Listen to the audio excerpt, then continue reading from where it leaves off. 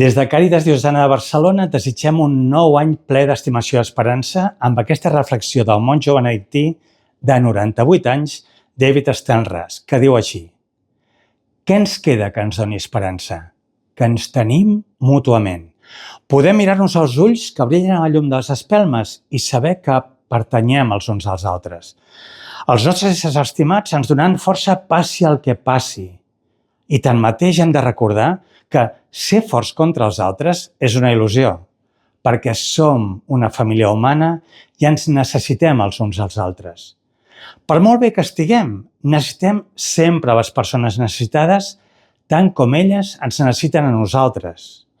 Només les persones desesperades poden donar-nos esperança quan reconeixem la seva dignitat i abordem conjuntament els problemes que només podem resoldre com a unitat. Aquesta esperança és el que desitgem durant tot l'any 2025. Obrim espai als nostres cors per a tota la família humana.